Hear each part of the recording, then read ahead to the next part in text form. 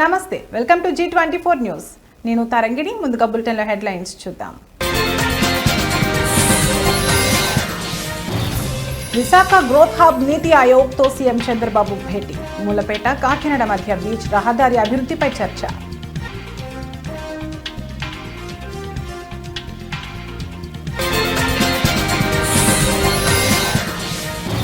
BRS నేత కేటీఆర్ కు supreme court నోటీసులు. కాంగ్రెస్ ప్రభుత్వంపై 25,000 కోట్ల అవినీతి ఆరోపణల వ్యవహారం.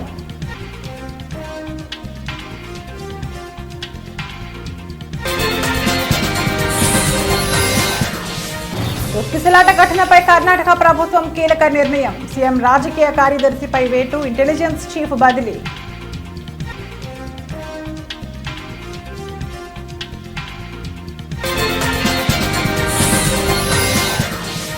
ఎలన్ మస్క్ స్టార్ లింక్ కు కేంద్రం అనుమతులు. శాటిలైట్ ఇంటర్నెట్ సేవలకు లైసెన్స్ జారీ.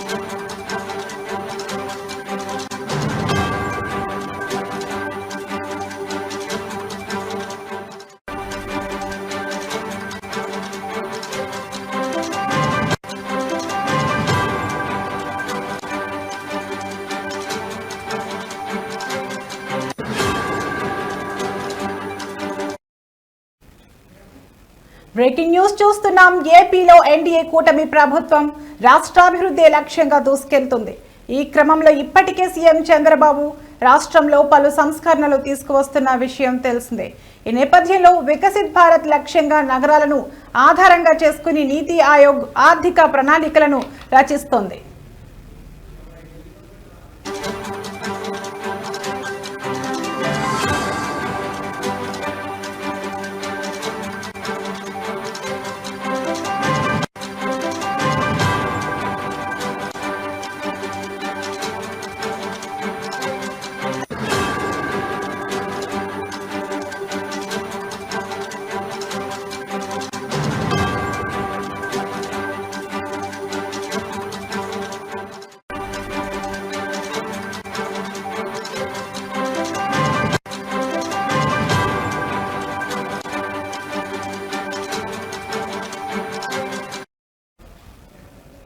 ఈ నేపథ్యంలో వికసిత్ భారత్ లక్ష్యంగా నగరాలను ఆధారంగా చేసుకుని నీతి ఆయోగ్ ఆర్థిక ప్రణాళికలను రచిస్తోంది. ఇందుకు ప్రాథమిక కసరత్తు ఇప్పటికే పూర్తయిన విషయం తెలిసిందే. ఈ క్రమంలో మరోసారి సీఎం చంద్రబాబు నీతి ఆయోగ్ అధికారులతో ఇవాళ సచివాలయంలో సమావేశమయ్యారు.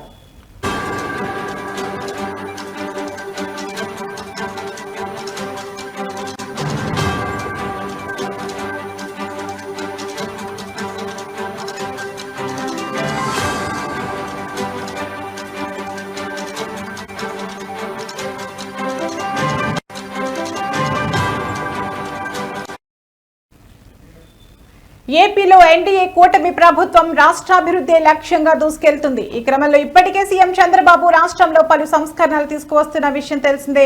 ఈ నేపథ్యంలో వికసిత్ భారత్ లక్ష్యంగా నగరాలను ఆధారంగా చేసుకుని నీతి ఆయోగ్ ఆర్థిక ప్రణాళికలను రచిస్తోంది. ఇందుకు ప్రాథమిక కసరత్తు ఇప్పటికే పూర్తయిన విషయం తెలిసిందే. ఈ క్రమంలో మరోసారి సీఎం చంద్రబాబు నీతి ఆయోగ్ అధికారులతో ఇవాళ సచివాలయంలో సమావేశమయ్యారు.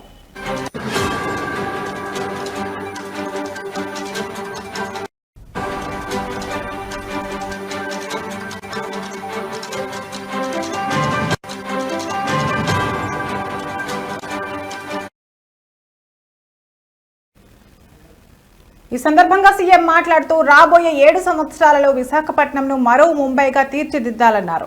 ఈ క్రమంలో 20 లక్షల మందికి వర్క్ ఫ్రం హోం కల్పిస్తామని సీఎం చంద్రబాబు పేర్కొన్నారు. ఈ నేపథ్యంలో విశాఖపట్నం, విజయనగరం, శ్రీకాకుళం, అనకాపల్లి, కాకినాడ, తూర్పుగోదావరి, ఏఎస్ఆర్ మరియు మన్యం మరియు ఈ 8 జిల్లాల జోన్ అంతటా ఆర్థిక కార్యకలాపాలను పెంచే ప్రాజెక్టులను అభివృద్ధి చేయాలని సీఎం చంద్రబాబు అధికారులను ఆదేశించారు. వివిధ ప్రాజెక్టుల కోసం 1,00,000 నగరాలను గుర్తించాలని కూడా ఆయన ఆదేశించారు.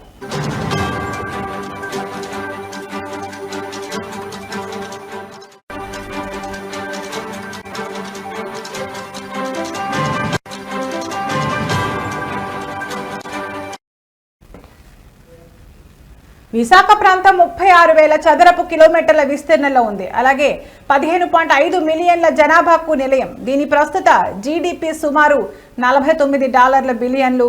2032 నాటికి ప్రాంతం 20 నుంచి 24 లక్షల ఉద్యోగాలను సృష్టించగలదని, ఇది రాష్ట్ర భవిష్యత్తు వృద్ధికి కీలకమని ఆయన పేర్కొన్నారు. మూలపేట, కాకినాడ మధ్య బీచ్ రహదారి అభివృద్ధి చేస్తామని, వీటిని జాతీయ రహదారులకు అనుసంధానిస్తామని తెలిపారు.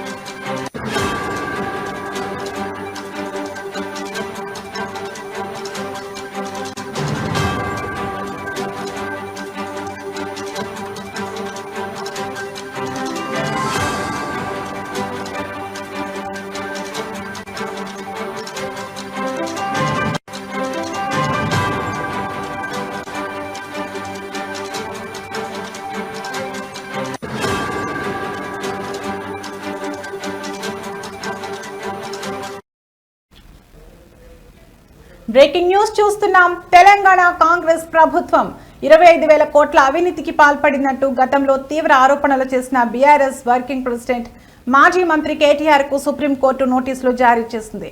ఈ ఆరోపణలకు సంబంధించి ఆయనపై నమోదైన కేసులో ఈ పరిణామం చోటు చేసుకుంది.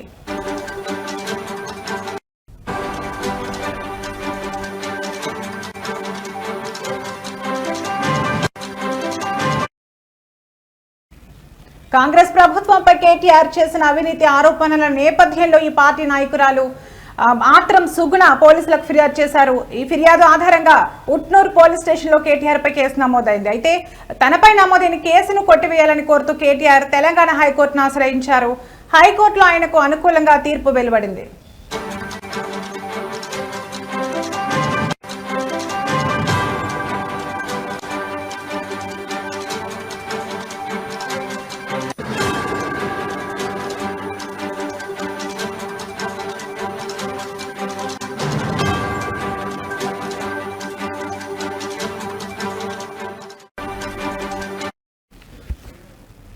హైకోర్టు ఇచ్చిన తీర్పును సవాలు చేస్తూ ఆత్రం సుగుణ సుప్రీంకోర్టు తలుపు తట్టారు. ఆమె దాఖలు చేసిన పిటిషన్పై జస్టిస్ సంజయ్ కరోల్ నేతృత్వంలోని ధర్మాసనం విచారణ చేపట్టింది. పిటిషనర్ వాదనలు విన్న ధర్మాసనం ఈ పిటిషన్పై ప్రతివాదిగా ఉన్న కేటీఆర్ కు నోటీసులు జారీ చేసింది. 4 వారాల్లోగా తమ స్పందన తెలియజేయాలని కేటీఆర్ ను ఆదేశిస్తూ తదుపరి విచారణను ధర్మాసనం వాయిదా వేసింది.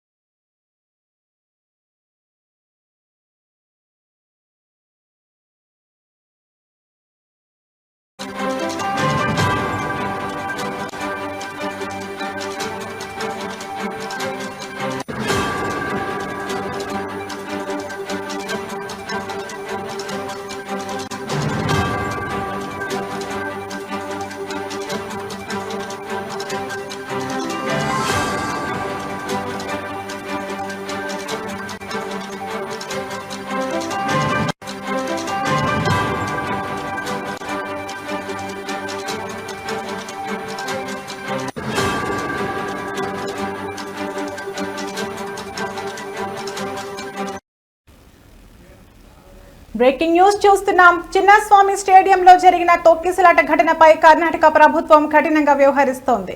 ఈ దుర్ఘటనకు బాధ్యులని భావిస్తున్న పలువురు కీలక అధికారులపై చర్యలు తీసుకుంటున్న సిద్ధరామయ్య ప్రభుత్వం తాజాగా మరో సంచలన నిర్ణయం తీసుకుంది.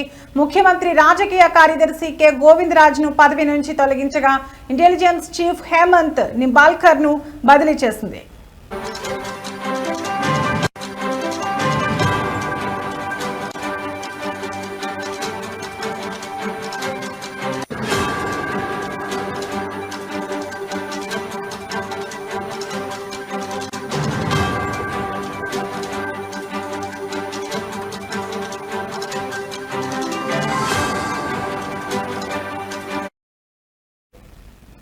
బెంగళూరులో జరిగిన తొక్కిసలాట ఘటన రాష్ట్ర వ్యాప్తంగా తీవ్ర కలకలం రేపిన విషయం విదితమే. ఈ ఘటనపై తీవ్రంగా స్పందించిన ప్రభుత్వం ఇదివరకే గురువారం బెంగళూరు నగర పోలీసు కమిషనర్తో పాటు మరికొందరు కీలక పోలీసు అధికారులను సస్పెండ్ చేసింది. ఈ చర్యలు తీసుకున్న మరుసటి రోజే శుక్రవారం మరో 2 ఉన్నతాధికారులపై వేటు వేయడం గమనార్హం.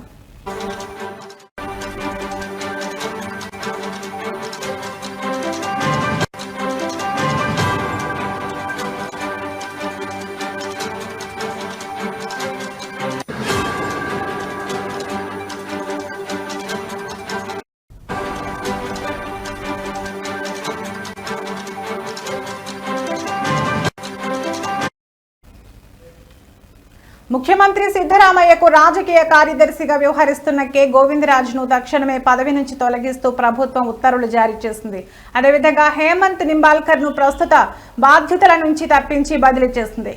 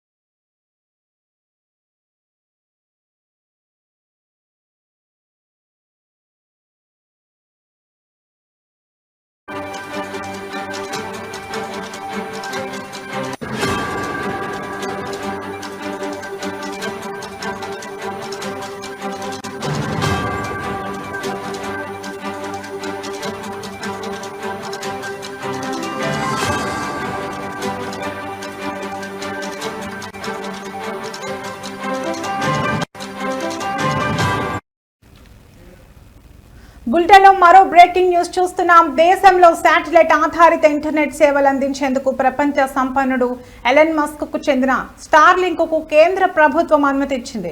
త్వరలో దేశీయంగా స్టార్లింక్ సేవలు ప్రారంభం కానున్నాయి. దీనికి సంబంధించి global mobile personal communication by satellite licence ను టెలికాం విభాగం నుంచి అందుకుంది. యూటెల్ శాట్ కు చెందిన వన్ వెబ్, రిలయన్స్ జియోలకు ఆమోదం లభించిన తర్వాత భారత టెలికమ్యూనికేషన్ శాఖ నుంచి శాటిలైట్ ఇంటర్నెట్ సేవల లైసెన్స్ పొందిన 3వ కంపెనీగా స్టార్లింక్ నిలిచింది.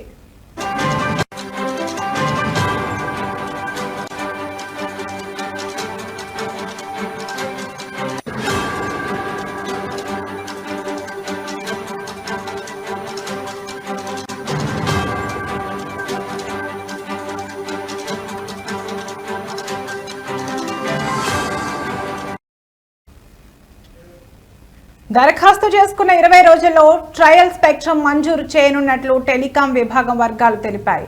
స్టార్లింక్ 2021 నుంచి భారత శాటిలైట్ కమ్యూనికేషన్ మార్కెట్లోకి అడుగు పెట్టడానికి ప్రయత్నిస్తోంది.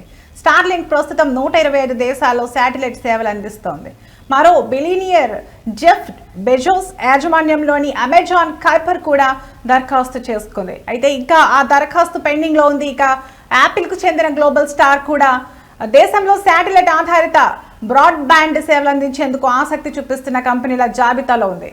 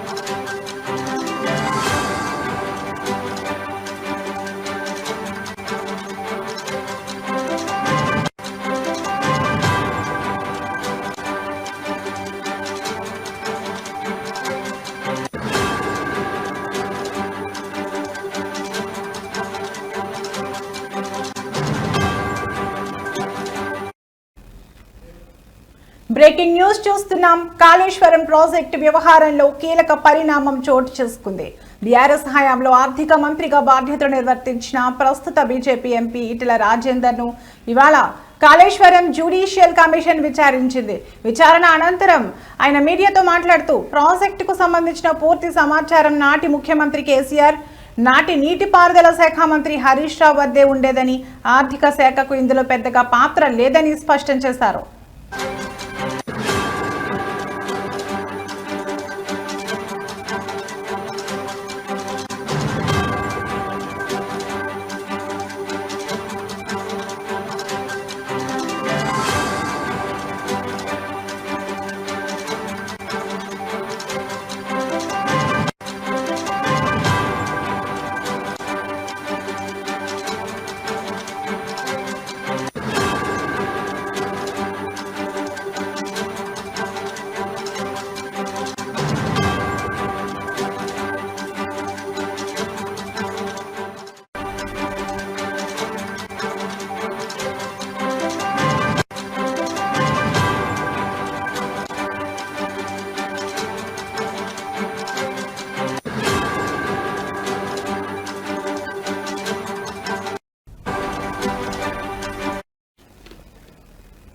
కాళేశ్వరం ప్రాజెక్టు వ్యవహారంలో నా పాత్ర ఏమీ లేదు అని ఈటెల రాజేందర్ తేల్చి చెప్పారు.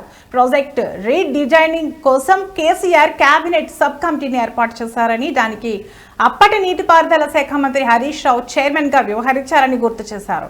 నీటి లభ్యతను దృష్టిలో ఉంచుకునే మేడిగడ్డ వద్ద ఆనకట్ట నిర్మాణం చేపట్టారని, అయితే ఆనకట్టల నిర్మాణం అనేది పూర్తిగా సాంకేతిక నిపుణులకు సంబంధించిన అంశమని, దానిపై రాజకీయ నాయకులకు అవగాహన ఉండదని ఆయన అభిప్రాయపడ్డారు.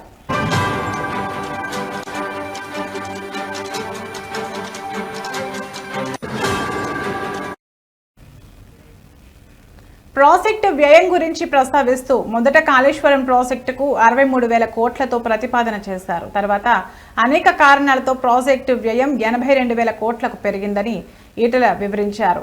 కమిషన్ తనను ఆర్థిక పరమైన అంశాలపై ప్రశ్నలు అడిగిందని, కాళేశ్వరం కార్పొరేషన్ రుణాలపై ఆర్థిక శాఖ ప్రమేయం ఉందా అని ప్రశ్నించిందని తెలిపారు. దీనికి ఆర్థిక శాఖకు ఏమాత్రం సంబంధం లేదని, ఇది పూర్తిగా ఇరిగేషన్ శాఖకు సంబంధించిన విషయమని తాను కమిషన్కు స్పష్టం చేసినట్లు చెప్పారు.